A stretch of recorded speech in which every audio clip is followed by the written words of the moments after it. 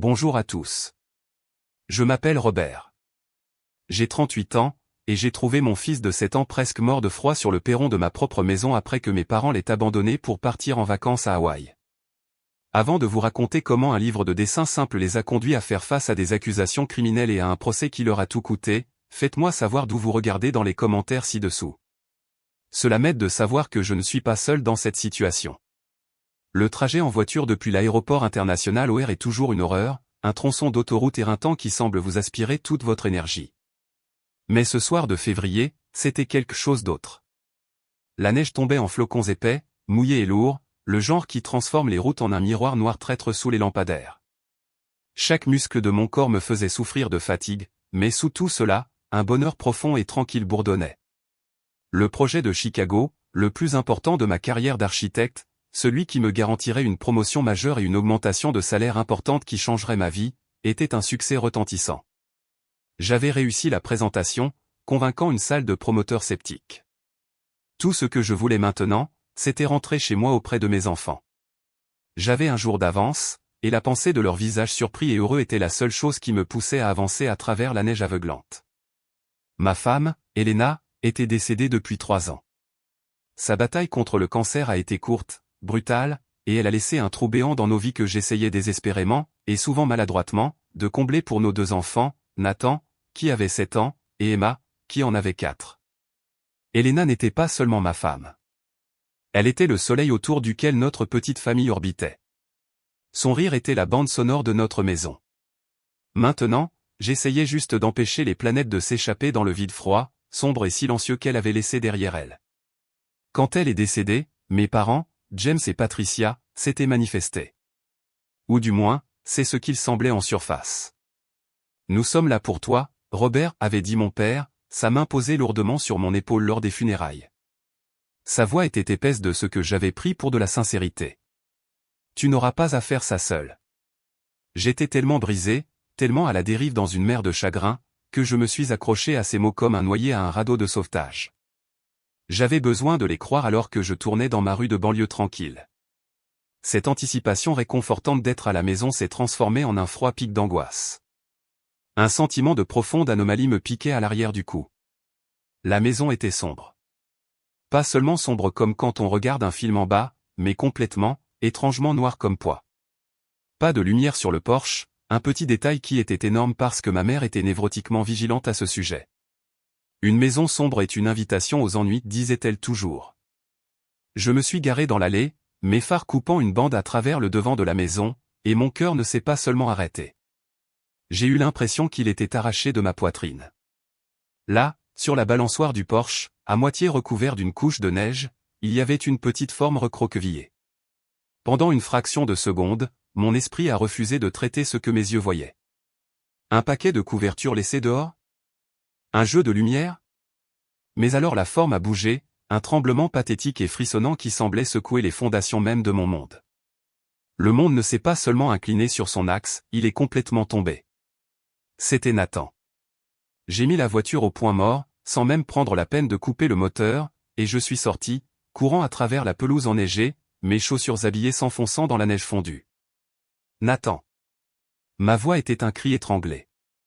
Il a levé les yeux, et son visage dans la faible lumière ambiante du lampadaire était un portrait fantomatique de misère. Il était pâle et bleuté, ses lèvres craquelaient et violettes. Il portait un fin sweat à capuche, un jean et des baskets. Pas de manteau, pas de chapeau, pas de gants. Au milieu d'une tempête de neige à Chicago en février. Il a essayé de prononcer mon nom, un petit papa plein d'espoir, mais ses dents claquaient si violemment que le son s'est brisé en néant. Je l'ai pris dans mes bras. Il était terriblement léger, fragile, comme un petit oiseau.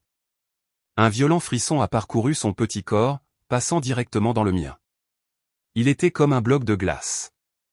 Mon pote, qu'est-ce que tu fais dehors ? Où sont grand-maman et grand-papa ? Où est Emma ? J'ai ouvert la porte d'entrée d'un coup de pied. Elle n'était pas verrouillée, un autre détail qui hurlait à l'anomalie, et je l'ai portée à l'intérieur dans la maison glaciale et silencieuse. L'air était vicié et plus froid qu'à l'extérieur. Le thermostat indiquait 13 degrés Celsius. Il l'avait baissé pour économiser quelques dollars pendant que mon fils était laissé à l'intérieur. Je l'ai monté à 24 degrés Celsius, mes propres mains tremblant de façon incontrôlable. Je l'ai déshabillé de ses vêtements mouillés et gelés, je l'ai enveloppé dans la couverture la plus épaisse que j'ai pu trouver dans mon lit, et je l'ai serré contre moi sur le canapé, frottant ses bras et ses jambes avec une énergie frénétique, essayant de lui transmettre ma propre chaleur. Après plusieurs longues minutes terrifiantes, ses tremblements ont diminué juste assez pour qu'il puisse parler. Il a murmuré, sa voix rauque et faible, un son qui me hantera pour le reste de ma vie. Ils sont allés à Hawaï, papa. Les mots n'ont pas fait tilt. Ils étaient tellement absurdes. Ils sonnaient comme une langue que je ne parlais pas, quoi? De quoi tu parles, mon pote? Qui est allé à Hawaï? Grand-maman et grand-papa, a-t-il murmuré, ses yeux se fermant alors que son corps cédait finalement à la chaleur et à l'épuisement. Avec Emma. Ils sont partis il y a 3 jours. Le monde s'est tu. Le seul son dans l'univers était le battement frénétique et écœurant de mon propre cœur contre mes côtes. 3 jours. Mon fils avait été seul dans une maison froide pendant 3 jours. À ce moment-là, mon téléphone, que j'avais oublié dans la poche de mon manteau, a commencé à vibrer avec insistance. Je l'ai sorti d'une main engourdie. L'écran s'est illuminé avec une photo de mon père souriant. L'identification de l'appelant indiquait le papa, et en dessous, un SMS qu'il avait envoyé plus tôt brillait d'une normalité obscène, problème avec la carte, appelle-moi dès que possible. J'ai regardé l'écran, et une rage que je n'avais jamais su être capable de ressentir, une rage froide, dure, d'une pureté cristalline, s'est solidifiée dans mon ventre. Je n'étais plus seulement un fils en deuil. Je n'étais pas un homme essayant de maintenir la paix dans une famille fracturée. J'étais un père, et une tempête se préparait pour eux. J'ai mis l'appel en silence, j'ai laissé tomber le téléphone sur le coussin et j'ai serré mon fils plus fort, lui promettant, ainsi qu'à la mémoire de ma femme, que cela ne se reproduirait plus jamais. Ce cauchemar n'est pas apparu de nulle part. C'était un cancer qui métastasait depuis des années. Je le vois maintenant. Mais à l'époque, les signes n'étaient qu'une série de moments douloureux, des coupures de papier que je me disais sans cesse qu'elles n'étaient pas assez profondes pour saigner. J'étais tellement désespéré que mes enfants et les grands-parents aimants qu'Elena et moi avions eu tous les deux que j'ai ignoré les preuves de plus en plus nombreuses que mes parents étaient incapables d'être ces personnes. Le déséquilibre, le favoritisme clair et douloureux, était un poison qui s'infiltrait dans tout. C'était dans les petites choses, comme la façon dont ma mère Patricia passait une heure à brosser et à tresser les cheveux d'Emma, en gloussant sur ses boucles soyeuses, alors qu'elle disait à Nathan d'aller peigner cette serpillière sur ta tête, tu ressembles à un petit vagabond. C'était dans les histoires qu'il racontait. Chaque appel téléphonique était une récitation détaillée de la dernière phrase mignonne d'Emma, du dessin d'Emma de la maternelle, de la danse amusante d'Emma. Quand je demandais « Et comment va Nathan ?» La réponse était toujours une courte réponse méprisante « Oh, il allait bien. » Silencieux comme d'habitude. Le silence n'était pas une vertu à leurs yeux. C'était un défaut. Le point de rupture pour moi, le moment où j'ai su que je devais agir, est arrivé environ 4 mois avant l'incident d'Hawaï. C'était la semaine annuelle des rencontres parents-professeurs. Je devais être au cabinet pour une échéance tardive, alors j'ai demandé à ma mère d'assister à la rencontre de Nathan avec sa maîtresse de CE1, Madame Gable. Je suis allé moi-même à la rencontre de l'école maternelle d'Emma la veille. Lorsque j'ai parlé à la maîtresse d'Emma, elle rayonnait. Emma est un délice, si sociable, si vive. Ma mère aurait adoré entendre ça. Le lendemain, j'ai appelé ma mère après qu'elle était censée avoir rencontré Madame Gable. Alors, comment ça s'est passé, ai-je demandé, plein d'espoir. Ça s'est bien passé, a-t-elle dit, sa voix plate. Qu'est-ce qu'elle a dit des progrès de Nathan? Il y a eu un soupir à l'autre bout du fil, un son lourd de fardeau fabriqué. Eh bien, Robert, elle semble penser que Nathan est trop renfermé, qu'il ne participe pas assez aux activités de groupe. Elle a mentionné que ses notes en maths sont un peu en baisse. Mon cœur s'est serré. D'accord. A-t-elle suggéré quelque chose? Un tuteur? Des stratégies? Honnêtement, je pense que cette femme fait une montagne d'une taupinière, a dit ma mère d'un ton méprisant. Je lui ai dit, Nathan est un garçon calme, il l'a toujours été. Tous les enfants n'ont pas besoin d'être le centre d'attention comme certains de ses autres enfants aujourd'hui. Et je lui ai dit que peut-être si elle rendait ses cours plus intéressants, il ne s'ennuierait pas autant. J'étais abasourdi. Tu lui as dit ça, maman? Elle essayait de soulever une préoccupation pour l'aider. Je défendais mon petit-fils, a-t-elle reniflé, sa voix prenant un ton d'indignation justifiée. C'est une jeune enseignante. Elle ne comprend pas que tous les garçons ne sont pas bruyants et grossiers. Il est sensible. Vous le rendez sensible. C'était une leçon magistrale d'esquive. Elle n'était pas allée écouter, elle était allée faire la leçon. Elle n'était pas allée aider mon fils, elle était allée défendre son propre récit de lui. C'était la goutte d'eau. Quelques jours plus tard, je suis allé chez eux, la mâchoire serrée. J'avais répété ce que j'allais dire. Je serai calme, logique et ferme. Nous devons parler de la rencontre avec le professeur. J'ai commencé, assis à leur table de cuisine, et de la façon dont vous traitez les enfants. Mon père, James, a levé les yeux de ses mots croisés, son visage un masque d'impatience lasse. Encore ça, Robert? On en a déjà parlé. Ta mère s'en est occupée. Non, elle ne s'en est pas occupée, ai-je dit, ma voix tremblant légèrement malgré ma résolution. Elle a rejeté les préoccupations valables d'un professeur, tout comme vous rejetez Nathan chaque jour. Les cadeaux, l'attention, les louanges, tout va à Emma. Nathan a les restes. Il a vos soupirs et vos plaintes. C'est un garçon de 7 ans, et vous lui faites sentir qu'il est un fardeau dans sa propre famille. Ma mère, qui arrangeait des fleurs à l'évier, s'est retournée, son visage un portrait parfait d'innocence blessée. C'est une chose cruelle et injuste à dire, Robert. Une chose vraiment vicieuse. Est-ce que c'est vrai, ai-je contesté, ma voix s'élevant. Était-il juste d'acheter à Emma une maison de poupée à $200 pour son anniversaire et d'acheter à Nathan un pull à $20 pour le sien? Était-il juste de l'emmener manger une glace la semaine dernière et de dire à Nathan qu'il devait rester à la maison parce qu'il n'avait pas fini ses devoirs alors qu'il les avait finis? Nous essayons de lui enseigner la responsabilité, a tonné mon père, ce que tu devrais peut-être essayer. Tu le couves, tu le rends faible. Le monde n'est pas doux, Robert. Il ne s'agit pas du monde. Il s'agit de ses grands-parents, ai-je rétorqué. Il s'agit des deux personnes qui sont censées l'aimer inconditionnellement, lui faisant sentir qu'il doit gagner sa place. Ma mère s'est mise à pleurer. Ce n'étaient pas de vraies larmes de chagrin, c'étaient des larmes de manipulation.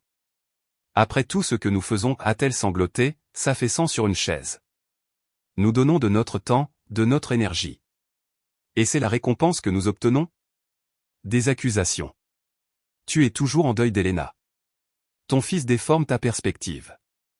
Tu cherches quelqu'un à blâmer. C'était une arme nucléaire tactique. Ramener ma femme morte, utiliser mon chagrin comme une arme contre moi. Cela m'a coupé le souffle comme elle savait que cela le ferait. Je les ai regardés, mon père sévère et jugeant, ma mère effondrée et pleurant, et j'ai senti le combat s'échapper de moi. Ils formaient une équipe parfaite. Il était le marteau, elle était le gant de velours qui cachait le poing. Il s'était enfermé dans une forteresse de déni et d'apitoiement sur soi, et je n'étais qu'un homme avec un bélier fait de sentiments. C'était inutile. J'ai quitté leur maison ce jour-là en me sentant plus petit et plus vaincu que jamais auparavant. J'avais essayé de me battre, et j'avais perdu. Pire, il m'avait fait me sentir coupable d'avoir même essayé. Il m'avait fait remettre en question ma propre réalité.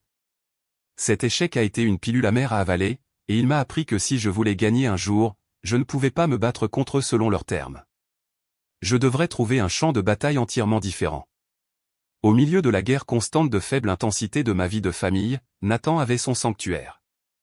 C'était un monde construit de papier et de graphite, de charbon de bois et d'encre. Son dessin était plus qu'un passe-temps, c'était sa langue. C'était ainsi qu'il traitait le monde, qu'il exprimait les choses pour lesquelles il n'avait pas les mots. Il dessinait des villes fantastiques avec des tours vertigineuses et des ponts impossibles, des chevaliers en armure aux détails complexes, et des portraits calmes et émouvants de notre Golden Retriever, Buddy, qui capturait parfaitement la personnalité du chien. Je savais que ma mère voyait cela comme un gâchis, une source de taches sur ses vêtements et de bavures sur les murs. Pourquoi ne peut-il pas faire quelque chose de productif, demandait-elle. Pour moi, son art était la preuve de l'esprit brillant et magnifique qu'elle refusait de voir. Je me suis fait un devoir de le célébrer. Nous avions un mur de galerie dans mon bureau à domicile où nous encadrions et accrochions ses meilleures pièces. C'était notre truc. Un après-midi, un associé principal de mon cabinet d'architecte, Monsieur Davenport, était chez moi pour une réunion afin de revoir certains plans finaux du projet de Chicago. Il avait la soixantaine, une légende dans le domaine avec un œil vif et une langue acérée. Pendant que je chargeais des fichiers KO sur mon ordinateur, son regard s'est porté sur le mur de la galerie. « Qui est l'artiste » a-t-il demandé, sa voix étonnamment tranchante avec un intérêt sincère. « c'est mon fils, Nathan, ai-je dit, un peu décontenancé. Il s'est levé de sa chaise et s'est approché, ses chaussures chères silencieuses sur le plancher de bois franc. Il a examiné de près un dessin détaillé d'un pont suspendu futuriste, un design à la fois fantaisiste et structurellement solide. Mon Dieu, Robert, a-t-il soufflé, la perspective ici, le contrôle du trait. Il comprend les relations spatiales. Quel âge a-t-il? Il a 7 ans, ai-je dit, une vague de fierté montant dans ma poitrine. Monsieur Davenport s'est tourné pour me regarder. Ses yeux, que je n'avais jamais vus que critiques et évaluateurs, étaient grands ouverts avec quelque chose qui ressemblait à de l'admiration. 7 ans. Robert, ce n'est pas un talent normal. Ce n'est pas un passe-temps. C'est prodigieux. Il a tapé sur le verre du cadre. Vous avez la responsabilité de nourrir cela. C'est un don sérieux. Il a ensuite pris une brochure brillante pliée dans son élégante mallette en cuir. Il l'a aplatie sur mon bureau avec un claquement décisif. L'entête était imprimée dans une police élégante et audacieuse, National Youth Artist Showcase. Un bon ami à moi fait partie du comité de sélection pour cela, a-t-il dit, sa voix basse et sérieuse. C'est le concours le plus prestigieux pour les jeunes artistes du pays. La date limite de soumission est dans 2 mois. Vous devriez inscrire son travail. Je ne demande pas, Robert. Je vous dis, ne laissez pas ça se perdre. Après son départ, j'ai tenu le papier lourd et brillant dans mes mains. C'était plus qu'une brochure, c'était une validation. C'était une confirmation objective et professionnelle de ce que je savais déjà dans mon cœur. Quelqu'un d'autre voyait mon fils, quelqu'un d'important. Ce soir-là, je me suis assis avec Nathan et je lui ai montré la brochure. Ses yeux, si souvent voilés d'une mélancolie tranquille, se sont illuminés d'une étincelle d'excitation pure et non diluée. « Tu penses que je suis assez bon, papa ?» a-t-il demandé, sa voix à peine un murmure. « Je sais que tu le es, mon pote, ai-je dit, le serrant dans mes bras. » Nous avons passé les semaines suivantes à sélectionner soigneusement ces 5 meilleures pièces, à les encadrer et à préparer la soumission en ligne. C'est devenu notre mission secrète, un projet plein d'espoir qui était juste pour nous. À l'époque, je le considérais simplement comme un merveilleux moyen de renforcer la confiance fragile de mon fils. Je n'avais aucune idée que cette petite brochure, cet acte de voir le talent de mon fils, deviendrait un jour mon arme la plus puissante et la plus inattendue. Avec la manipulation émotionnelle fermement établie, la phase suivante de la campagne de mes parents était financière. Mon père, James, avait une obsession de longue date pour l'argent, principalement centrée sur son manque d'argent. Une série de mauvais investissements dans les années 90 et une incapacité générale à vivre selon ses moyens avaient laissé ma mère et lui dans une situation précaire à la retraite. Il voyait mon succès non pas avec fierté, mais avec une sorte d'envie avide. Il a commencé par des commentaires subtils et culpabilisants glissés dans nos appels téléphoniques. « J'ai emmené Emma à ce nouveau cours de culbute », disait-il avec un lourd soupir. « Tu ne croirais pas ce qu'il facture, mais elle adore ça. Que peux-tu faire ? Ou, j'ai dû acheter un tout nouveau jeu d'épicerie pour chez toi. Les enfants mangent comme des chevaux. Tout s'additionne, tu sais. » Je leur versais déjà une allocation mensuelle généreuse pour leur aide, bien plus que ce que n'importe quelle garderie ou nounou locale ne facturait. Mais j'étais épuisé, et me disputer avec eux était épuisant. « Envoie-moi juste les reçus par SMS, papa, disais-je, je te paierai avec zèle. » Mais ce n'était pas suffisant. Il ne voulait pas de remboursement, il voulait le contrôle. Il voulait une caisse noire. La pression totale est venue un dimanche après-midi où il était venu m'aider à réparer un robinet qui fuyait. Il m'a coincé dans la cuisine, sa voix basse et conspiratrice. « Tu sais, Robert, ta mère et moi parlions. On se sent parfois un peu comme des employés de maison, devant te demander pour chaque petite chose. Ce n'est pas mon intention, ai-je dit avec lassitude, sentant déjà où cela allait. Nous voulons faire plus pour les enfants, a-t-il continué, en y mettant de la conviction. Ce camp de codage que tu as mentionné pour Nathan, les cours de ballet avancés pour Emma. Si nous avions un peu plus de flexibilité, un peu d'autonomie, nous pourrions simplement nous en occuper. Cela nous donnerait plus l'impression d'être, tu sais, de vrais grands-parents, plus de confiance, une vraie partie de leur éducation. L'expression « en partie de leur éducation » était-elle pas choisie avec expertise. Il savait que ma plus grande crainte était que mes enfants grandissent sans une unité familiale complète et aimante. Il me vendait un fantasme et me faisait payer pour cela. Contre tous les instincts hurlant dans mon ventre, j'ai cédé. Mais je n'étais pas un imbécile complet. J'étais prudent.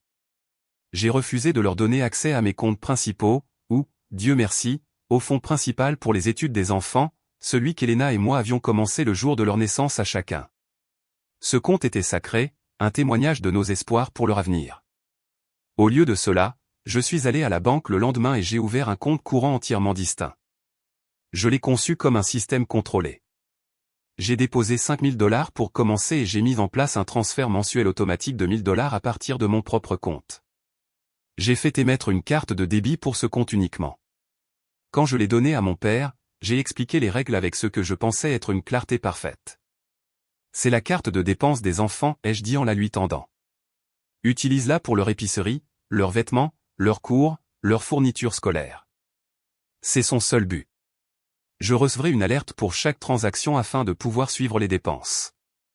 Il l'a prise de moi, son sourire large et magnanime. Bien sûr, mon fils, c'est parfait. Cela montre que tu nous fais confiance. Tu ne le regretteras pas. L'ironie de ces mots me rend maintenant malade à l'estomac. Quelques semaines plus tard, la dernière pièce du piège a été posée. Mon patron, Monsieur Davenport, m'a appelé dans son bureau. Robert, a-t-il dit, son visage sérieux, les promoteurs de Chicago ont adoré tes conceptions initiales. Ils ont avancé le calendrier. Ils veulent une présentation complète en personne à leur siège social. C'est le grand coup. Tout le cabinet compte sur toi.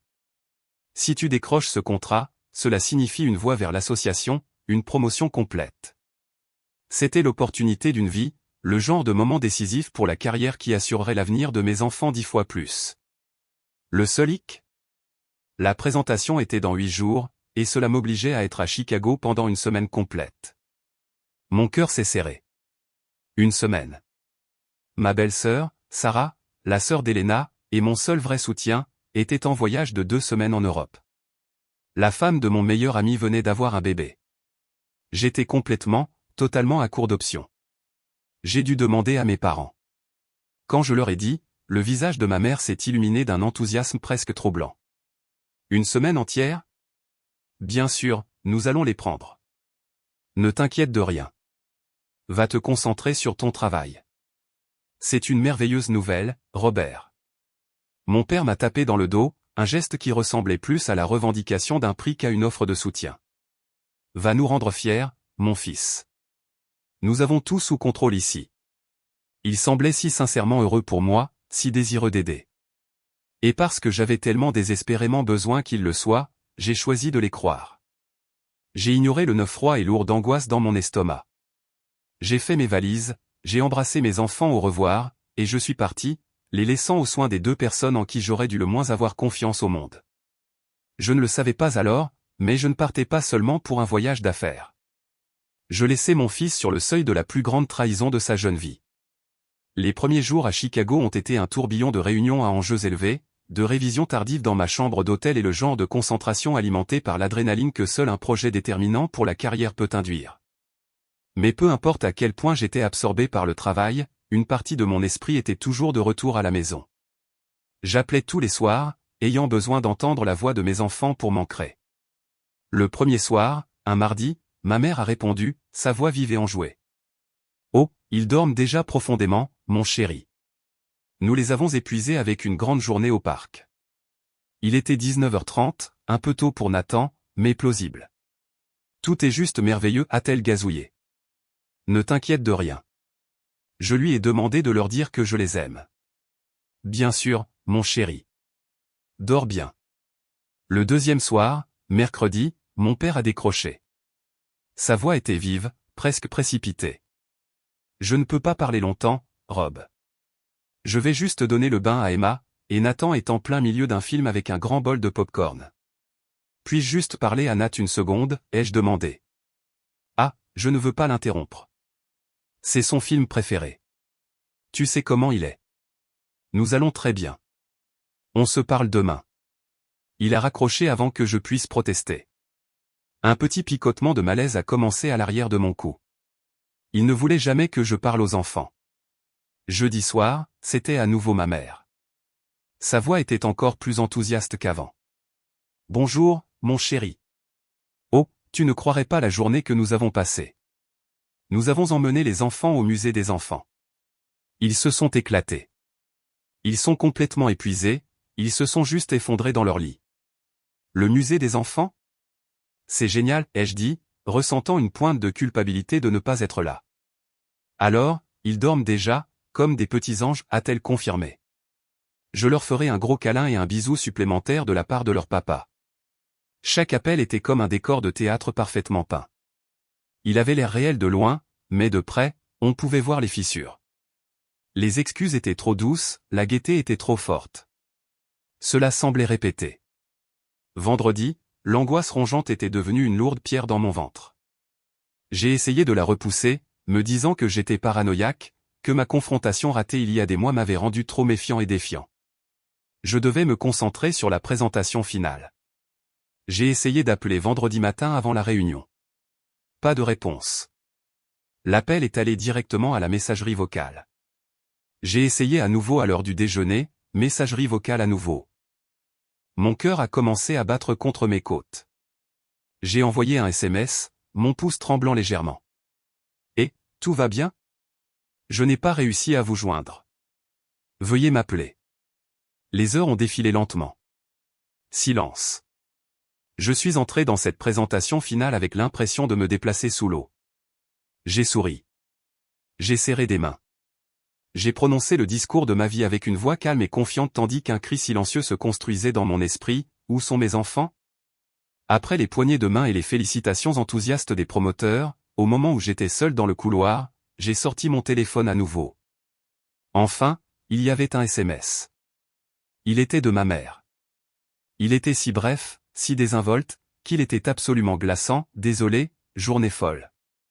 Petite sortie impromptue. Tout le monde va bien.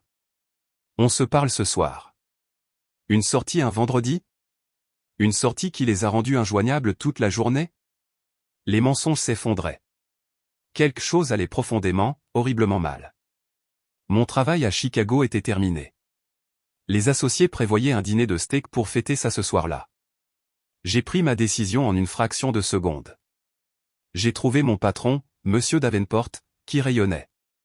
Ils ont adoré ça, Robert. Il rédige les contrats. Nous l'avons fait, monsieur. Merci pour tout, ai-je dit, ma voix tendue. Il y a une urgence familiale, je dois rentrer à la maison. Je prends le prochain vol. Son sourire s'est estompé, remplacé par de l'inquiétude. Bien sûr, mon fils. Tout va bien? J'espère que oui, ai-je dit. Je vous appellerai de la maison. J'ai réservé un vol partant dans moins de 2 heures, lors de la course effrénée en taxi jusqu'à O'Hare. Et pendant tout le vol turbulent vers la maison à travers la tempête, je ne répétais plus d'arguments. Je jouais des scénarios de catastrophe, accident de voiture, maladie soudaine. Mon esprit refusait d'aller à l'endroit où il aurait dû. La vérité était si monstrueuse, si éloignée des limites du comportement humain normal, que mon imagination ne pouvait tout simplement pas la concevoir. La vue de Nathan sur cette balançoire de Porsche, comme je vous l'ai déjà dit, n'a pas seulement brisé mon cœur, elle a fondamentalement recablé mon âme. Après l'avoir fait entrer, enveloppé dans des couvertures, et tremblant de façon incontrôlable sur le canapé, mon premier réflexe a été d'appeler le 911. Mais il était conscient. Il parlait. Et une partie égoïste de moi, la partie qui n'arrivait toujours pas à croire que mes propres parents étaient capables d'un acte aussi monstrueux, avait besoin de comprendre avant que je ne fasse s'écrouler le monde entier. Je l'ai serré contre moi, lui parlant doucement, lui disant qu'il était en sécurité, que papa était à la maison. Je lui ai préparé de la soupe aux tomates chaudes et du fromage grillé, sa nourriture réconfortante préférée. Il mangeait avec une faim désespérée et frénétique qui était terrifiante à regarder. Il dévorait ça comme un animal affamé, pas un garçon de 7 ans dans sa propre maison. Il n'y avait pas de nourriture, Nat, ai-je demandé, ma voix à peine un murmure, effrayé de la réponse. Il a avalé une grande gorgée de soupe. Il y avait des céréales, a-t-il dit, sa voix petite et rauque, mais nous n'avions plus de lait hier, et du pain, mais il est devenu tout dur et croustillant. Il a levé les yeux vers moi, ses yeux grands et sincères, comme s'il avait peur d'avoir fait quelque chose de mal. J'ai essayé de faire des toasts, mais je n'ai pas le droit d'utiliser le grille-pain tout seul. Ma gorge s'est serrée. Il avait suivi les règles. Il avait été un bon garçon pendant qu'il mourait de faim. Qu'est-ce que tu as fait d'autre, mon pote? Pendant 3 jours entiers. J'ai regardé la télé surtout, a-t-il dit, baissant les yeux sur sa soupe. C'était effrayant la nuit. La maison fait des bruits. Je sais quelle en fait, ai-je dit, mon cœur me faisant mal. J'ai dormi dans ton lit, a-t-il avoué comme si c'était un crime, parce qu'il sent toi. Et j'ai fait venir Buddy, mais il a beaucoup pleuré parce qu'il devait faire pipi dehors. Il était inquiet pour le chien. Au milieu de sa propre terreur et de son abandon, il était inquiet pour notre Golden Retriever. Sa bonté déchirante était un couteau dans mon ventre. Quand sont-ils partis, Nat? Raconte-moi tout ce dont tu te souviens, ai-je insisté doucement. C'était mercredi matin, a-t-il dit, sa mémoire vive et claire. Grand-maman m'a réveillé. Elle était toute bien habillée. Elle a dit qu'ils allaient faire un voyage spécial avec Emma parce qu'Emma était sa princesse spéciale. Elle a dit que je devais être un grand garçon soldat et rester à la maison pour protéger la maison des voleurs. La cruauté froide et calculée de cela m'a coupé le souffle. Ils ne l'avaient pas seulement laissé. Ils l'avaient empoisonné avec un mensonge. Ils avaient encadré leur abandon comme une noble mission, un fardeau qu'ils devaient porter. J'ai essayé, papa, a-t-il dit, son petit menton tremblant. J'ai verrouillé les portes tous les soirs. Je les ai vérifiées 3 fois. Tu as tellement bien fait, mon pote, ai-je dit en m'étouffant. Tu as été si courageux. Ont-ils dit où ils allaient? Un endroit avec une plage, a-t-il dit, luttant avec le mot inconnu, Hawaï. Hawaï. Le nom planait dans l'air de la pièce froide si grotesquement déplacée, si monumentalement égoïste que j'ai presque éclaté d'un rire hystérique et brisé. Ils avaient emmené ma fille dans un paradis tropical et laissé mon fils geler et mourir de faim dans un hiver à Chicago. C'était ça. Le dernier lambeau de doute, le dernier vestige de loyauté filiale, s'est évaporé. J'ai emmitouflé Nathan dans mon propre manteau d'hiver épais et rempli de duvet, qui l'engloutissait complètement, je l'ai porté jusqu'à la voiture et je suis allé directement au service des urgences de l'hôpital le plus proche. Je ne me souciais pas des apparences. Je ne me souciais pas d'une querelle familiale. Je me souciais des preuves. Je me souciais d'avoir un dossier officiel et indéniable de ce qu'ils avaient fait à mon fils. Les urgences étaient un flou chaotique de lumière fluorescente, de machines qui bipaient et de l'odeur forte et propre d'antiseptique. Une médecin d'âge moyen gentille et calme nommée Dr Evans a pris les choses en main.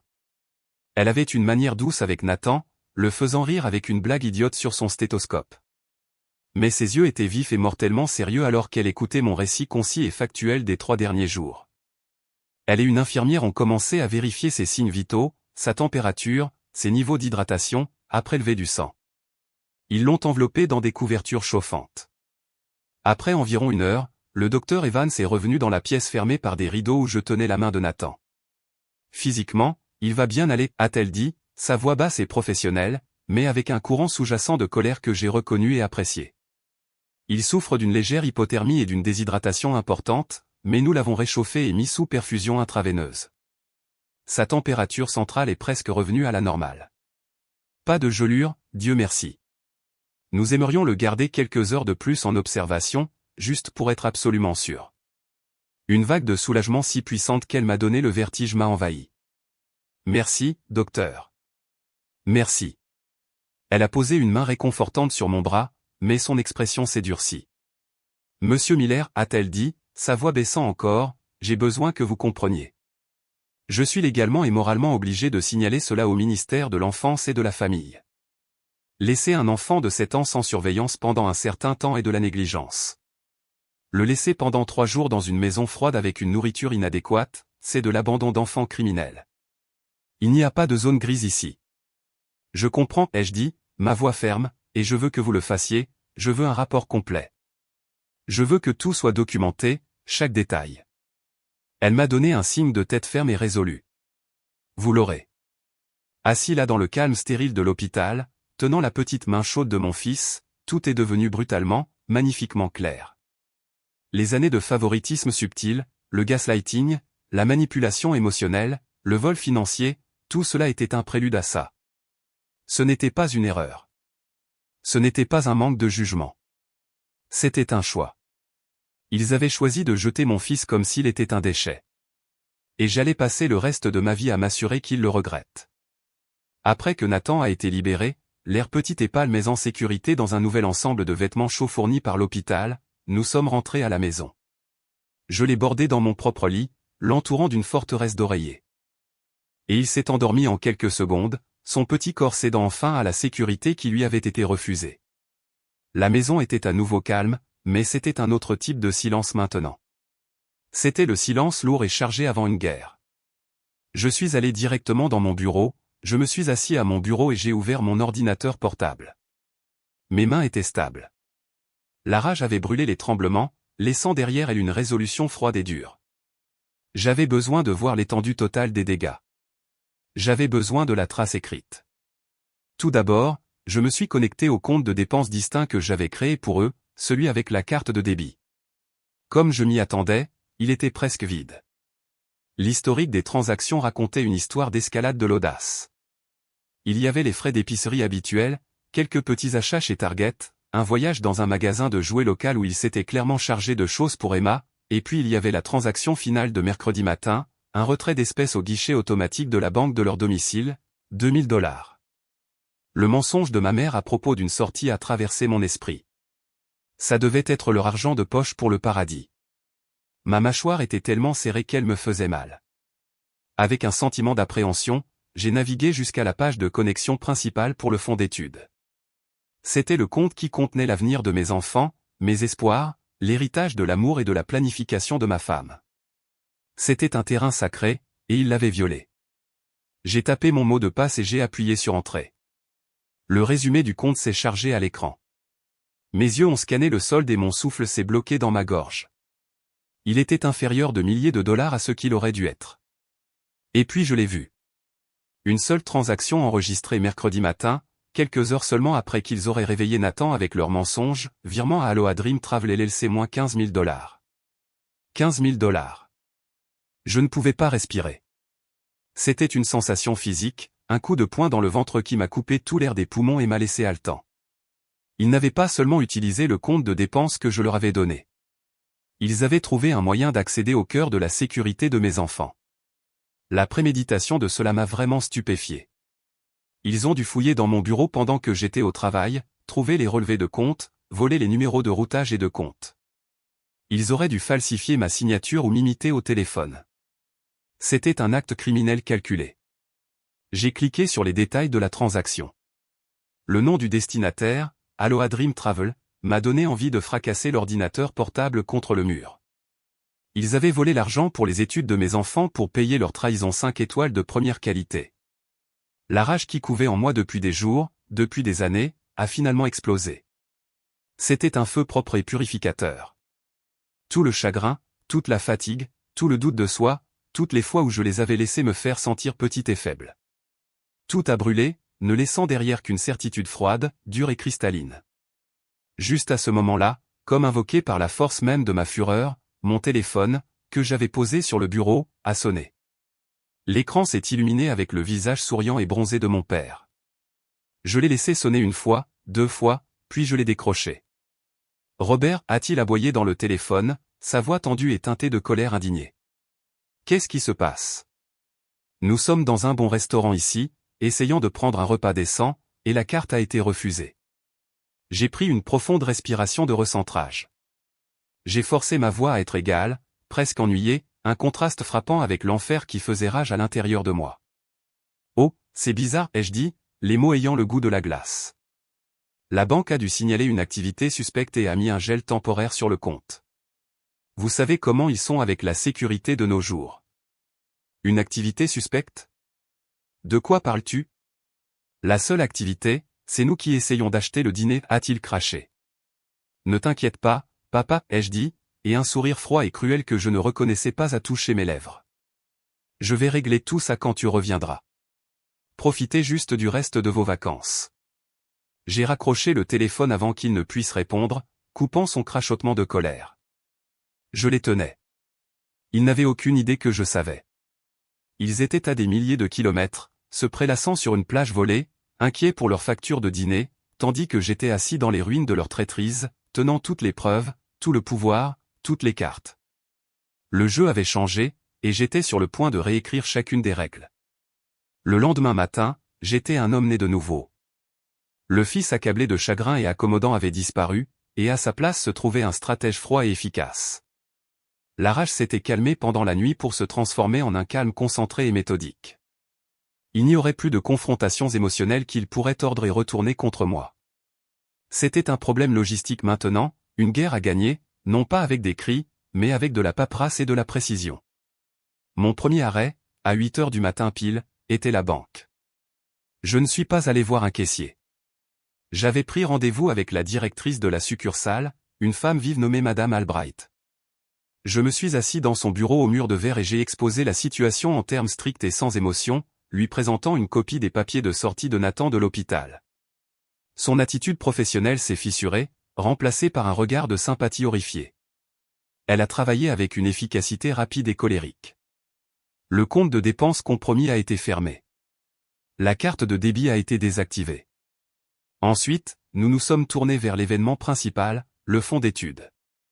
Je lui ai fait transférer chaque centime de ce fonds dans un nouveau compte en fiducie inattaquable et irrévocable. Ce nouveau compte était une forteresse. Il nécessitait une authentification à 2 facteurs liés à mon téléphone portable, un mot de passe verbal connu uniquement de moi, et tout retrait de plus de $500 nécessitait ma signature physique en présence d'un agent bancaire. Même moi, je ne pouvais pas y accéder facilement. Alors que je signais les formulaires finaux, j'ai senti un verrou lourd et satisfaisant se mettre en place, sécurisant ce qui restait de l'avenir de mes enfants. Le service de fraude de la banque avait déjà signalé le virement de $15 000 comme étant très inhabituel. Je me suis assis avec leur enquêteur et j'ai donné une déclaration assermentée et enregistrée confirmant qu'elle était entièrement non autorisée. Je veux porter plainte, ai-je dit, ma voix inébranlable. Une enquête officielle a été ouverte. Chaque signature, chaque formulaire était une brique de plus dans le mur que je construisais entre mes enfants et la toxicité de mes parents. Mon prochain appel a été à un nom que j'avais obtenu de Monsieur Davenport il y a des mois, rangé pour un jour de pluie que je n'aurais jamais pensé voir venir, David Chin, un avocat spécialisé en droit de la famille avec la réputation d'être un génie tactique, un requin qui nageait dans les eaux ensanglantées des conflits familiaux de haut niveau. Son bureau était dans un gratte-ciel élégant et intimidant du centre-ville. David avait la quarantaine, était impeccablement vêtu d'un costume sur mesure et rayonnait une aura de compétence calme et mortelle. Je ne lui ai pas donné la version émotionnelle et décousue de l'histoire.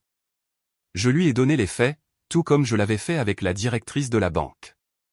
J'ai exposé la chronologie, l'historique de la négligence, le gaslighting, l'abandon, le rapport médical du docteur Evans, les transactions bancaires non autorisées, les mensonges au téléphone.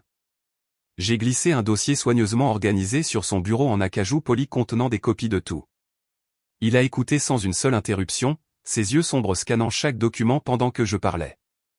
Quand j'ai eu fini, il a joint ses doigts en flèche, s'est penché en arrière dans son fauteuil en cuir et m'a regardé pendant un long moment. Monsieur Miller, a-t-il dit, sa voix égale et mesurée, c'est l'un des cas les plus flagrants d'inconduite parentale que j'ai vu depuis un certain temps.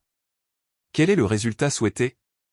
Je veux récupérer l'argent, ai-je dit, ma voix dure comme l'acier, chaque centime. Et je veux m'assurer qu'ils ne pourront plus jamais approcher mes enfants. Je veux discuter de la garde exclusive, d'une ordonnance restrictive permanente, de tout ce qu'il faut pour rompre légalement leurs droits en tant que grands-parents. Je veux qu'ils soient effacés de la vie de mes enfants. David a donné un signe de tête lent et délibéré. Nous pouvons certainement y parvenir, a-t-il dit. Les preuves sont accablantes. Nous allons intenter une action civile pour la restitution des fonds, plus des dommages-intérêts punitifs importants pour la détresse émotionnelle infligée à vous et à votre fils, et je vous conseille fortement, très fortement de donner suite au dépôt d'une plainte pénale. Un casier judiciaire rendra presque impossible toute tentative future de leur part d'obtenir des droits de visite par le biais des tribunaux. Bien, ai-je dit. Le mot était solide, définitif. Quelle est notre première action? Notre première action est de ne rien faire, a dit David, un sourire fin et froid jouant sur ses lèvres. Nous attendons qu'ils rentrent à la maison. Nous les laissons marcher, bronzés et satisfaits d'eux-mêmes, directement dans le piège qu'ils se sont si diligemment tendus. Ne les contactez pas. Ne répondez pas à leurs appels. Laissez-les mijoter dans leur propre arrogance.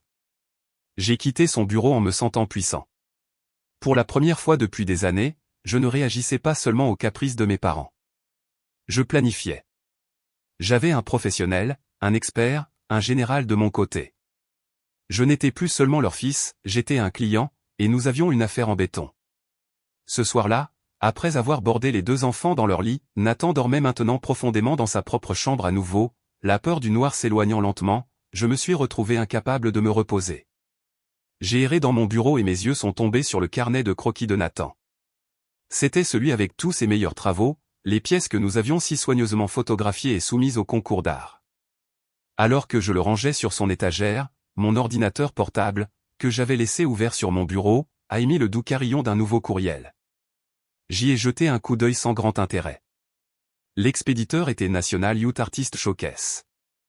Mon cœur a eu un petit choc. Dans le chaos et la rage des derniers jours, je l'avais complètement, totalement oublié. La ligne d'objet disait « Une mise à jour importante concernant votre soumission pour Nathan Miller ». Mes mains tremblaient légèrement alors que je m'asseyais et que je cliquais pour l'ouvrir. Je m'attendais à un rejet poli et formulé, un « Merci pour votre soumission ». Nous avons reçu de nombreuses candidatures qualifiées. Mais ce n'est pas ce qu'il disait. Le courriel était court, formel, et il m'a fait hérisser les poils des bras. Cher Monsieur Miller, c'est avec un immense plaisir que le jury et moi-même vous informons que Nathan Miller a reçu le grand prix dans la catégorie des 7 à 10 ans pour le National Youth Artist Showcase. Son portfolio, Cityscape and Creature, a démontré une maturité de vision et une compétence technique qui était franchement sans précédent dans ce groupe d'âge. Le prix comprend un prix en espèces de $3000 et un article de 2 pages dans notre publication annuelle, Jeune Maître. Une lettre de félicitations formelle et le chèque de prix sont en cours d'envoi.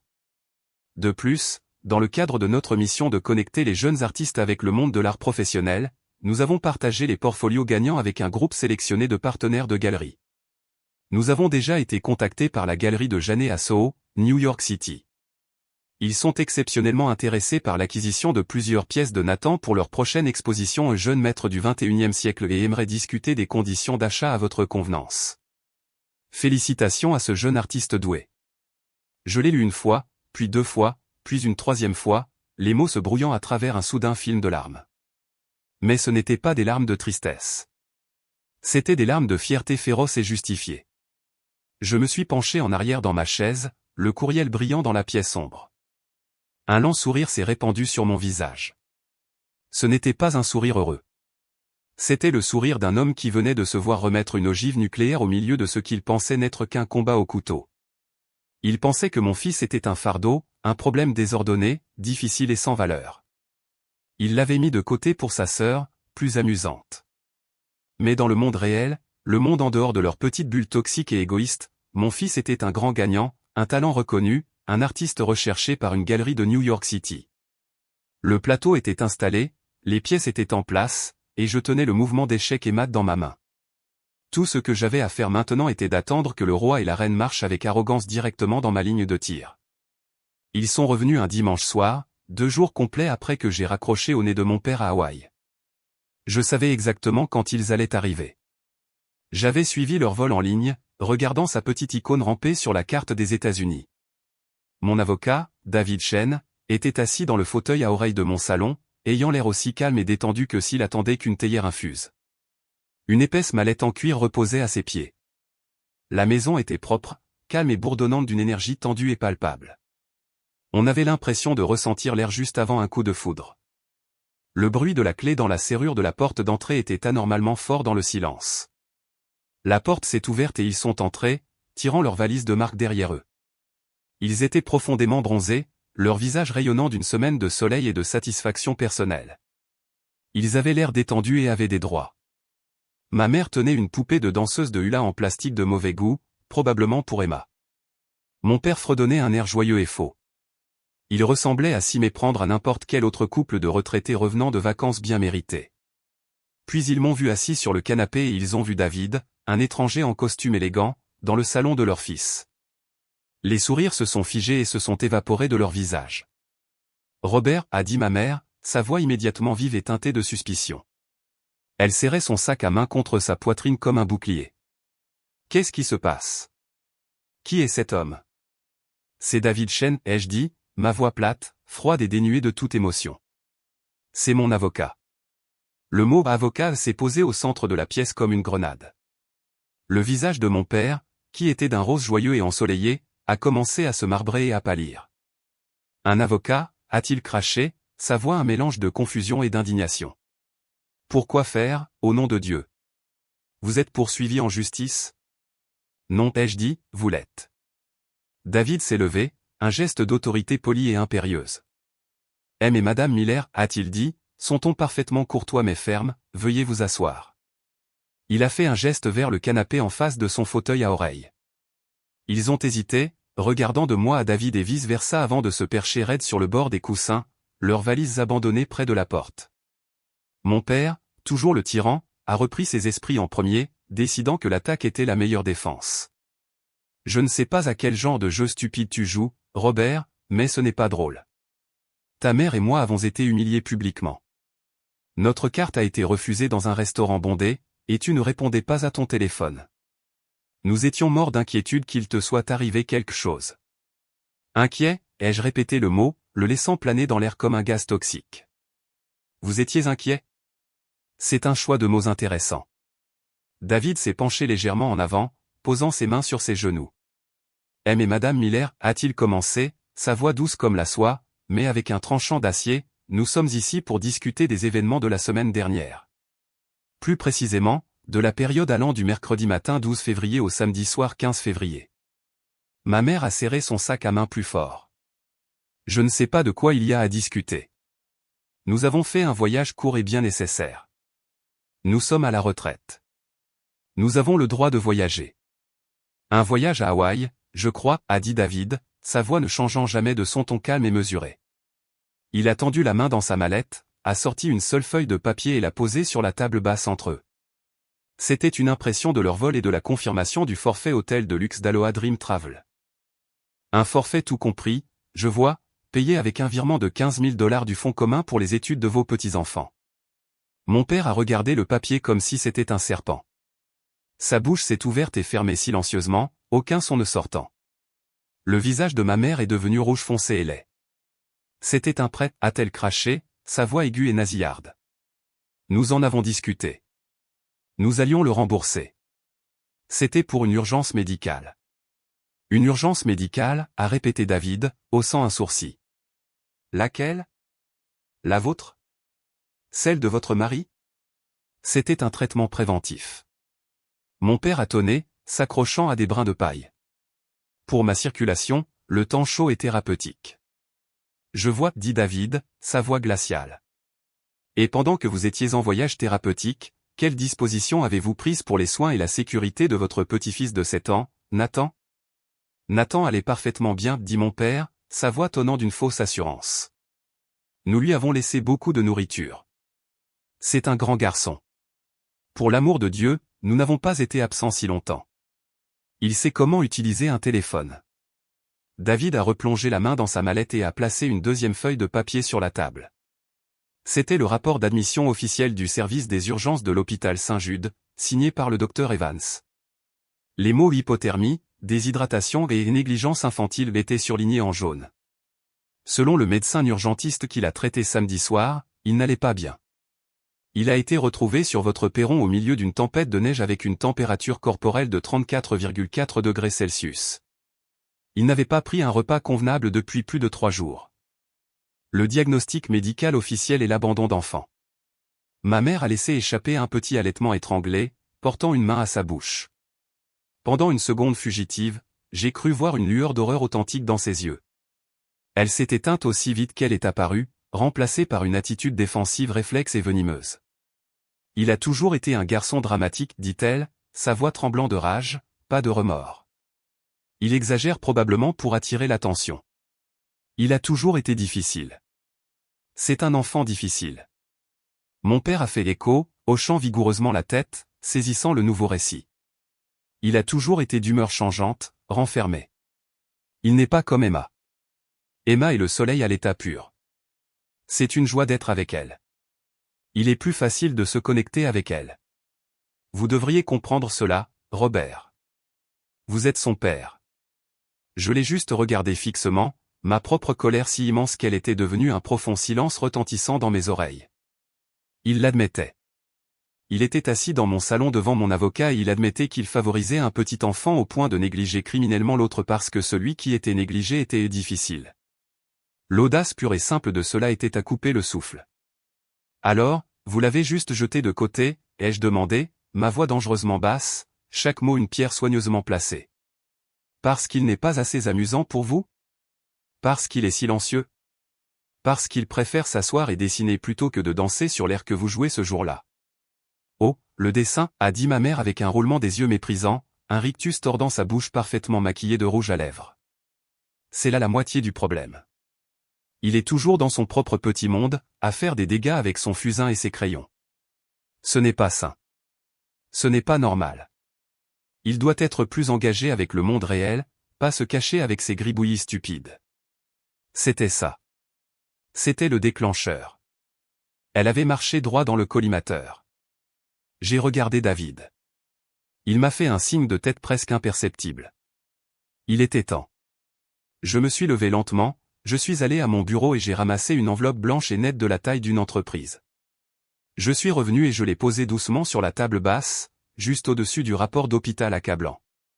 Vous avez raison sur une chose, ai-je dit doucement, ma voix résonnant dans le silence tendu. Il est dans son propre petit monde, et dans ce monde, il crée des choses. Vous voyez ça comme un gâchis. Le reste du monde, cependant, semble ne pas être d'accord.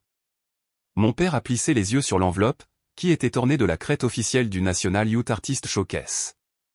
Qu'est-ce que c'est? A-t-il demandé. C'est, ai-je dit, ma voix résonnant avec une clarté et une puissance que je n'avais pas ressenties depuis des années, la lettre de notification officielle des juges du concours d'art pour jeunes le plus prestigieux du pays.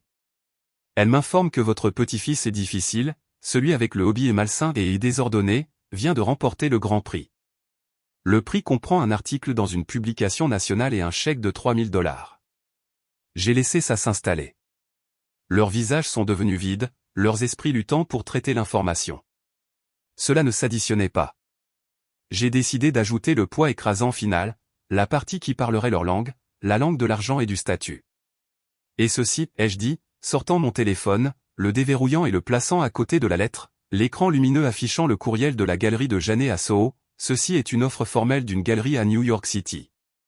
Ils veulent acheter 5 de ces gribouillis stupides pour une prochaine exposition. Ils me demandent de fixer mon prix. Silence.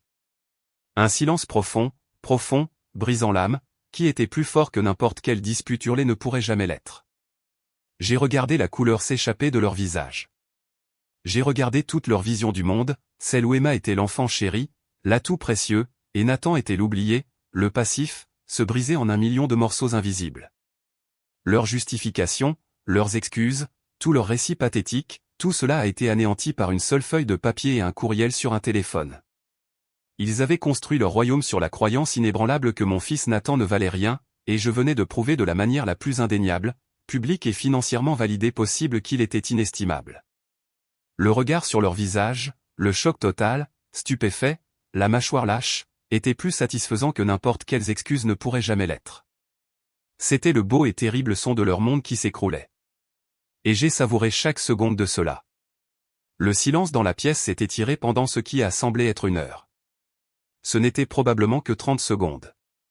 Mes parents ont juste regardé les preuves sur la table basse, la lettre de prix, le téléphone lumineux, comme s'il s'agissait d'une technologie extraterrestre qu'ils ne pouvaient pas comprendre. La mâchoire de mon père était lâche, sa vantardise habituelle complètement disparue. Les mains de ma mère tremblaient sur ses genoux, ses jointures blanches. David Chin, le professionnel accompli, a choisi ce moment précis de leur dévastation totale pour prononcer le jugement final. Il s'est penché à nouveau, sa voix calme et méthodique, la voix d'un chirurgien pratiquant une incision finale, propre et inévitable. Donc, pour résumer, a-t-il dit, son ton ne laissant aucune place à la discussion, vous êtes accusé d'abandon d'enfant criminel en vertu du droit de l'État, ce que je vous assure que le bureau du procureur prend très au sérieux. Cela entraîne une peine d'emprisonnement potentielle. Vous avez également commis une fraude financière en accédant et en transférant illégalement $15 000 d'un fonds en fiducie protégé. C'est du grand vol. Il a fait une pause, laissant le poids des mots aux prisons, crime, vol s'installer dans la pièce anormalement calme. Voici ce qui va se passer ensuite. Nous allons intenter une action civile cette semaine exigeant la restitution immédiate des $15 000 volés. De plus, nous allons poursuivre pour dommages-intérêts punitifs pour la détresse émotionnelle extrême infligée à mon client et à son fils mineur. Nous nous sommes entendus sur le montant de $30 000. Il les a regardés tous les deux directement dans les yeux. Cela fait un total de 45 000 $ que vous devez à mon client. Mon père a fait un bruit d'étouffement, de bâillonnement. 45 000 $? Nous n'avons pas cet argent. Vous le savez, Robert. Alors je vous suggère de contacter un agent immobilier, a dit David sans la moindre trace de sympathie, parce que votre maison devrait le couvrir. De plus, mon client a déjà donné sa déposition complète sous serment à la police. Un détective de la division des services à la famille vous contactera probablement dans les prochaines 48 heures pour prendre vos dépositions. Je vous conseille fortement, très fortement de retenir vos propres services d'un avocat avant de leur parler. Bien que, franchement, à ce stade, je ne suis pas sûr de ce qu'un avocat pourrait faire pour vous. C'était le moment où le barrage de leur déni s'est finalement brisé. Et ce qui en est sorti n'était pas un flot de remords, mais un égout d'apitoiement sur soi pathétique et désespéré. Robert, tu ne peux pas nous faire ça, a gémi ma mère, sa voix se brisant, son visage se tordant en un masque de terreur. Nous sommes tes parents, ta propre mère et ton propre père. C'était une erreur. Nous avons fait une terrible erreur. Et puis, dans sa panique, elle a révélé le véritable cœur pourri de sa motivation. C'était une confession qu'elle ne réalisait même pas qu'elle faisait. Il me regarde juste parfois, a-t-elle balbutié, des larmes coulant sur son visage, ses yeux sauvages alors qu'elle me regardait mais parlait de Nathan. Il a les mêmes yeux calmes et juge que mon frère aîné a toujours eu. Mon frère a tout eu. Les éloges de mon père, les meilleures notes, l'attention. Je n'ai rien eu. J'étais invisible. Je ne voulais juste pas qu'Emma se sente jamais comme ça. Je voulais qu'elle ait tout, qu'elle soit la spéciale. Voilà, toute la vérité tordue et pathétique. Il ne s'agissait jamais de la personnalité de Nathan. Il ne s'agissait jamais de lui comme étant difficile. Il s'agissait de ses propres fantômes, de sa propre jalousie d'enfance amère et non résolue envers son propre frère projeté sur mon fils innocent de 7 ans. Il n'était qu'un écran muet pratique sur lequel elle pouvait projeter toute une vie de ses propres ressentiments. J'ai ressenti une vague de nausée si profonde que j'ai pensé que j'allais être malade. C'était plus profond et plus malsain et plus tordu que je n'aurais jamais pu l'imaginer. Ce n'était pas seulement du favoritisme, c'était une blessure générationnelle transmise et transformée en arme contre un enfant sans défense. Leurs excuses pathétiques et leurs supplications paniquées m'ont envahi, mais elles ne pouvaient plus me toucher. La partie de moi qui avait autrefois désiré leur approbation, la partie qui reculait devant leur déception, avait été gelée à mort sur cette balançoire de porche avec mon fils puis réduite en cendres par ma rage. Une erreur, ai-je dit, ma voix dénuée de toute émotion, une chose plate et morte. Une erreur, c'est oublier d'acheter du lait au magasin. Une erreur, c'est prendre un mauvais virage sur l'autoroute. Abandonner votre petit-fils de 7 ans pendant une semaine dans une maison froide afin de pouvoir voler l'argent de ses études pour des vacances de luxe n'est pas une erreur. C'est une série de choix. C'est le reflet de votre caractère. C'est ce que vous êtes. Mon père, désespéré de récupérer un lambeau d'autorité, s'est levé, son visage violet d'un mélange de rage et de peur. Après tout ce que nous avons fait pour toi. Nous t'avons aidé quand tu étais perdu après les funérailles d'Elena. Nous avons abandonné notre temps, notre retraite pour toi. Vous n'avez rien fait pour moi, ai-je dit, me levant pour le regarder dans les yeux. Vous l'avez fait pour vous-même. Vous l'avez fait pour que vous puissiez avoir une poupée vivante avec laquelle jouer, une qui ne répond pas. Vous l'avez fait pour que vous puissiez avoir un projet, une reprise d'une enfance que vous avez ressentie. Vous ne vous êtes jamais soucié d'eux en tant que personne. Vous vous êtes seulement soucié de ce qu'ils vous faisaient ressentir. J'ai marché vers la porte d'entrée et je l'ai ouverte en grand. L'air froid du soir de février s'est précipité à l'intérieur, propre et vif. Cette conversation est terminée, ai-je dit, ma voix définitive. Et nous aussi. Vous ne me reverrez plus. Vous ne reverrez plus Emma, et vous ne serez très certainement plus jamais dans la même pièce que Nathan aussi longtemps que vous vivrez. À partir de ce moment, vous communiquerez avec moi seulement par l'intermédiaire de votre avocat. Maintenant, sortez de ma maison. Ils m'ont regardé fixement, abasourdi, la bouche bée. C'était comme si le concept que moi, leur fils docile, établissant une limite ferme et infranchissable était quelque chose de si étranger qu'ils ne pouvaient pas le traiter. Ma mère a recommencé à sangloter, un son désespéré et suppliant. Mon père a commencé à tempêter, à menacer. Mais juste à ce moment-là, comme si c'était prévu, une voiture sombre et banalisée s'est arrêtée au bord du trottoir. Ses phares ont percé l'obscurité, illuminant la neige qui tombait. Un homme portant un lourd manteau de détective est sorti et a commencé à marcher délibérément sur le chemin menant à ma porte d'entrée. Mes parents l'ont vu. Ils ont vu l'insigne épinglé à sa ceinture. Le dernier de leur combat, leur menace, leur supplication s'est évanoui, remplacé par une terreur animale et crue. Sans un autre mot, ils ont attrapé leur sac à main et leur manteau, m'ont brossé sans établir de contact visuel et se sont enfuis dans la nuit comme de la vermine prise dans une lumière vive soudaine. Je suis resté dans la porte ouverte et je les ai regardés partir. Je n'ai pas ressenti de triomphe. Je n'ai pas ressenti de joie. Je me suis juste senti calme. La tempête était passée. J'ai salué le détective, je l'ai invité à entrer, puis j'ai fermé la porte, excluant mes parents de ma vie pour de bon. Pour la première fois depuis 3 longues années, l'air de ma propre maison était propre. Les 6 mois qui ont suivi ont été un exercice de démolition et de reconstruction, pas d'un bâtiment, mais d'une vie. La bataille juridique a été, comme David l'avait prédit, laide, mais rapide.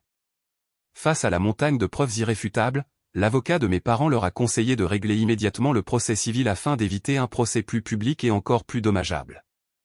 Ils ont dû vendre leur maison, la maison dans laquelle j'ai grandi, un endroit rempli de souvenirs compliqués, pour payer les 45 000 $ qu'ils me devaient. Au moment où le chèque a été encaissé, je l'ai redéposé directement dans le nouveau fonds d'études fortifié des enfants. C'était comme restaurer un artefact volé à sa juste place. L'affaire pénale a suivi son cours. Pour éviter le risque d'emprisonnement, ils ont fini par plaider coupable d'une accusation moindre d'imprudence mettant en danger la vie d'autrui. Leur sentence a été de 2 ans de probation, une amende salée et une thérapie familiale ordonnée par le tribunal, une thérapie qu'ils devraient suivre seuls. L'histoire a inévitablement fait surface dans leur petite communauté de banlieue pleine de commérages. Ils sont devenus des parias, le sujet de conversation chuchoté à l'épicerie. J'ai entendu dire par un cousin éloigné qu'ils ont finalement vendu ce qui restait de leurs meubles, ont fait leurs valises et ont déménagé à des milliers de kilomètres pour vivre avec la sœur de ma mère. Je n'ai ressenti rien d'autre qu'un soulagement distant et clinique. Les changements les plus importants, cependant, se sont produits à l'intérieur des murs de notre propre maison. Je suis entré dans le bureau de Monsieur Davenport une semaine après la confrontation. Il avait déjà entendu une version édulcorée de l'urgence familiale. Je me suis assis et je lui ai dit la vérité, toute la vérité. Il a écouté, son visage devenant plus sombre à chaque mot. Quand j'ai eu fini, il a dit « De quoi avez-vous besoin, Robert ?»« J'ai besoin d'être à la maison, ai-je dit. » La voix de l'association, les grands projets, c'était l'ancien moi. C'était l'homme qui pensait que le succès professionnel pouvait combler un vide personnel. J'avais tort. J'ai besoin de plus de temps. J'ai utilisé l'influence du projet de Chicago, la plus grande victoire de l'histoire récente du cabinet, non pas pour gravir les échelons plus rapidement, mais pour fondamentalement remodeler mon travail. J'ai travaillé avec les RH et mes associés pour créer un nouveau rôle, consultant principal en conception. Cela m'a permis de travailler à domicile 4 jours par semaine, en me concentrant sur la supervision créative plutôt que sur la gestion de projets au jour le jour. C'était un mouvement latéral en termes de salaire, pas la grande promotion que j'avais poursuivie, mais ce que j'ai gagné en termes de dépose à l'école, d'histoire au coucher et d'après-midi tranquille avec mes enfants valait plus que n'importe quel titre ou salaire ne pourrait jamais l'acheter. Mon prochain mouvement a été de trouver de l'aide, mais pas de la famille. J'avais besoin d'une professionnelle. J'ai passé des semaines à interviewer des candidates, et finalement j'ai trouvé Maria. C'était une femme dans la fin de la cinquantaine avec un rire chaleureux et contagieux et des yeux à la fois gentils et complètement pragmatiques. Elle n'était pas un remplacement pour une grand-mère, elle était une experte en développement de l'enfant, une partenaire pour m'aider à créer un environnement stable, prévisible et aimant. Elle a ramené de la structure, de la joie et l'odeur du pain fraîchement cuit dans notre maison. Maria a vu mes 2 enfants pour exactement ce qu'ils étaient, sans idée préconçue. Elle a loué l'énergie et la créativité sans borne d'Emma, et elle a admiré la concentration tranquille et l'âme artistique de Nathan avec une admiration égale et sincère. Elle a créé un monde pour eux où ils n'étaient pas en compétition, où ils étaient simplement 2 enfants différents et merveilleux qui étaient aimés pour leurs personnalités uniques. Libérés de l'atmosphère toxique et compétitive que mes parents avaient créée, mes enfants ont commencé à s'épanouir d'une manière qui m'a fait monter les larmes aux yeux presque quotidiennement. L'énergie d'Emma a été canalisée dans la gymnastique et le soccer, où elle était une petite centrale électrique féroce. Mais la transformation la plus profonde a eu lieu chez Nathan. Avec son talent maintenant ouvertement célébré et nourri, sa confiance a monté en flèche. Le nuage d'anxiété tranquille qui avait l'habitude de le suivre partout a commencé à se dissiper, remplacé par une nouvelle assurance calme. Il a commencé à parler davantage à table, à partager des idées complexes pour ses dessins, sa voix devenant plus forte et plus confiante chaque jour. Le coin de sa chambre a été transformé en un véritable atelier d'art avec un chevalet approprié et des fournitures organisées. Son travail a été fièrement exposé non seulement dans mon bureau, mais partout dans la maison. C'était le papier peint de notre nouvelle vie. L'un des plus beaux changements a été dans sa relation avec Emma. Sans la pression constante et tacite de rivaliser pour l'affection, le lien fraternel naturel qui avait été réprimé et tordu a commencé à croître. Je l'ai trouvé souvent dans son atelier, Nathan montrant patiemment à Emma comment mélanger les aquarelles, et Emma, pour sa part, écoutant avec une attention rare et concentrée, sa petite langue sortant de concentration. Ils construisaient leur propre monde ensemble, un monde basé sur le rire partagé et le respect mutuel, pas la jalousie. Le voir s'épanouir publiquement était une autre chose entièrement. Son école a organisé une soirée d'art annuelle. Les années précédentes, il avait refusé de participer. Cette année, sa maîtresse, Madame Gable, lui a demandé s'il serait disposé à être l'artiste vedette de la deuxième année. Il a accepté. J'étais debout au fond du gymnase bondé et bruyant ce soir-là, regardant mon fils se tenir fièrement à côté d'une exposition de ses 5 dessins primés. Il ne se cachait pas derrière ma jambe. Il parlait à d'autres parents et élèves qui venaient admirer son travail.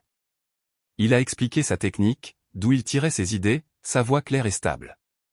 Il n'était plus le garçon invisible, il était la principale exposition. Madame Gable a croisé mon regard de l'autre côté de la pièce et m'a fait un large sourire sincère et un signe de pouce en l'air. C'était un moment de joie parentale pure et non diluée. Mais la guérison n'est pas une ligne droite, c'est un chemin désordonné et sinueux. Les fantômes du passé étaient toujours présents. Un soir, environ 3 mois plus tard, Emma mettait ses poupées au lit dans sa maison de poupées. Elle arrangeait les petits meubles, et elle a soudainement levé les yeux vers moi, son petit front plissé d'une pensée qu'elle ne pouvait pas chasser. « Papa » a-t-elle demandé, sa voix petite et innocente, « quand est-ce que grand-maman vient nous rendre visite à nouveau ?» Mon cœur s'est serré en un nœud serré et douloureux. Je me suis assis sur le sol à côté d'elle, mon grand corps se sentant maladroit à côté de son monde miniature. Maria m'avait préparé à ce moment, pas de mensonges, pas d'euphémisme, juste la vérité adaptée à l'âge. « Ma chérie » ai-je dit doucement, prenant sa petite main dans la mienne, « grand-maman et grand-papa ont fait de très mauvais choix, des choix qui ont beaucoup blessé Nathan, et c'est mon travail le plus important au monde de te garder, toi et ton frère, en sécurité. Et pour ce faire, cela signifie qu'ils ne vont plus nous rendre visite. » Sa petite lèvre a tremblé. « Oh » a-t-elle dit, une seule grosse larme roulant sur sa joue. « Mais elle me manque. » Elle ne manquait pas la personne réelle, elle manquait la grand-mère fantastique, celle qui lui apportait des cadeaux et l'appelait une princesse. Je l'ai prise sur mes genoux et je l'ai serrée contre moi, la laissant pleurer. « Je sais, ma chérie. C'est bien d'être triste. C'est bien de manquer les bonnes choses. » C'était un moment douloureux et déchirant, mais un moment profondément nécessaire. Nous étions en train de nettoyer le dernier du poison. Nous devions reconnaître la blessure pour la laisser guérir. Nous le faisions ensemble. L'appel de la galerie de Janet à New York City est arrivé quelques semaines après la grande confrontation. La conservatrice était une femme avec un accent français chic qui s'est extasiée sur le sens inné de la composition et la perspective visionnaire de Nathan. Ils ont acheté les 5 pièces que nous avions soumises au concours pour un prix qui était franchement étonnant. C'était plus que mon salaire de première année après l'université. Nous avons ouvert un nouveau compte en fiducie au nom de Nathan et nous avons déposé le montant total. Son art, la chose que ma mère avait appelée un gribouillis désordonné, venait de financer entièrement ses 2 premières années dans n'importe quelle université qu'il choisirait. L'histoire du prodige de l'art de 7 ans d'une banlieue de Chicago qui a été découvert grâce à la vitrine nationale a fait l'objet d'un petit article dans un magazine d'art local. Il était accompagné d'une photo brillante de Nathan se tenant fièrement à côté de son travail, un sourire authentique et confiant sur son visage. Un après-midi tranquille, j'étais assis à mon bureau en train d'examiner les documents de règlement final de David Chin. La bataille juridique était officiellement terminée. Tous les documents étaient signés, tout l'argent transféré. Il n'y avait pas de grand sentiment de victoire, pas de moment triomphant de poing en l'air, juste un sentiment de soulagement calme et profond. La guerre était finie. J'ai regardé par la fenêtre dans notre jardin. Maria poussait Emma sur la balançoire, son rire porté par la brise. Nathan était assis dans l'herbe à l'ombre de notre vieux chêne, son carnet de croquis ouvert sur ses genoux, son crayon bougeant avec agilité pendant qu'il dessinait la façon dont la lumière du soleil filtrait à travers les feuilles. Ils étaient en sécurité. Ils étaient heureux. Ils étaient aimés inconditionnellement. Et j'ai réalisé à ce moment-là que l'argent, le procès, la honte publique pour mes parents, rien de tout cela n'était la véritable victoire. La véritable victoire était ceci, cet après-midi tranquille, ordinaire et magnifique. C'était la paix pour laquelle je m'étais battu. C'était l'avenir qu'Elena aurait voulu pour nos enfants. Je n'avais pas seulement gagné un procès, j'avais regagné ma famille du bord d'une destruction que je n'avais même pas vu venir. C'est une chose amusante, le concept d'un héritage. Avant tout cela, je pensais qu'il s'agissait d'argent, de biens, des choses tangibles que vous laissez derrière vous quand vous êtes partis. Mes parents étaient obsédés par ce qu'ils estimaient leur être dû, ce qu'ils méritaient de moi, du monde. Ils ont passé leur vie à courir après un sentiment d'importance qu'ils pensaient que l'argent pouvait acheter, mais ils avaient fondamentalement, tragiquement tort. L'autre soir, je parcourais un vieil album photo, une tâche pour laquelle je n'avais pas eu la force depuis des années. J'ai trouvé une photo d'Elena qui m'a glacé le sang. C'était d'avant que nous ayons des enfants, lors d'une randonnée en montagne. Elle était debout sur un sommet ensoleillé, les bras grands ouverts, riant dans la caméra, ses yeux remplis d'une joie féroce, merveilleuse et indomptable. J'ai ressenti cette douleur familière dans ma poitrine, le membre fantôme de sa présence, le manque d'elle qui ne disparaîtra jamais vraiment. Puis j'ai entendu un cri de rire venant du salon. J'ai fermé l'album et je suis sorti. La scène devant moi était un chaos magnifique. Nathan et Emma avaient construit un fort massif avec tous les coussins de canapé et les couvertures de la maison. Nathan était à quatre pattes, portant une passoire comme casque et faisant semblant d'être un dragon, et Emma, armée d'une épée en mousse, criait de joie, « Tuez le dragon! Tuez le dragon !» Je suis resté là dans la porte juste en train de les regarder, un observateur silencieux de leur joie. Et j'ai réalisé à ce moment-là quel était le véritable héritage d'Elena. Ce n'était pas la petite police d'assurance vie ou sa part de la maison. C'était ceci. C'était l'amour sans borne qu'elle a déversé dans notre famille dans le court laps de temps qu'elle a eu. C'était la gentillesse qu'elle incarnait, la leçon qu'elle m'a apprise chaque jour que chaque personne, en particulier un enfant, est un univers de merveilles inestimables et uniques. Mes parents avaient essayé d'empoisonner cet héritage. Ils avaient essayé d'enseigner à mes enfants que l'amour est conditionnel, que votre valeur est mesurée en fonction de la quantité de plaisir que vous êtes, de la quantité de conformité que vous avez, du nombre de cadeaux que vous recevez. Ils ont essayé de leur enseigner qu'un enfant était un trésor et que l'autre était un fardeau. Ils ont échoué. En les excluant de nos vies, en choisissant mes enfants plutôt que les exigences toxiques et ancrées de mon propre sang, je ne protégeais pas seulement Nathan et Emma du mal. Je protégeais activement l'héritage d'Elena. J'étais enfin à la hauteur pour être le mari dont elle aurait été fière et le père que mes enfants méritaient depuis le début. J'ai brisé le cycle de leur ressentiment et de leur amertume. J'ai choisi d'hériter de son amour, pas de leur poison. Et cela, je le sais maintenant, a fait toute la différence. Ma vie n'est pas parfaite. Je suis toujours un père célibataire qui essaie de comprendre les choses un jour à la fois. Mais notre petite maison n'est plus un lieu de chagrin silencieux et de tension non exprimée. C'est une maison. C'est une forteresse construite avec des coussins de canapé, remplie de rugissements de dragons et de gloussements, et décorée avec l'art brillant et inestimable d'un garçon qui sait sans l'ombre d'un doute qu'il est vu, qu'il est valorisé et qu'il est aimé. C'est une victoire pour laquelle il vaut la peine de se battre. C'est un héritage qui vaut la peine d'être construit. Merci d'avoir écouté mon histoire. J'espère qu'elle vous a touché d'une manière ou d'une autre et peut-être servi de rappel que vous avez le pouvoir de choisir le type de vie que vous construisez pour vous-même et vos enfants. Avez-vous déjà été dans une situation où vous avez dû faire un choix impossible pour protéger votre famille? Veuillez partager votre histoire dans les commentaires ci-dessous. Je les lis tous. Et n'oubliez pas de liker cette vidéo et de vous abonner pour plus de contenu. Cela aide vraiment.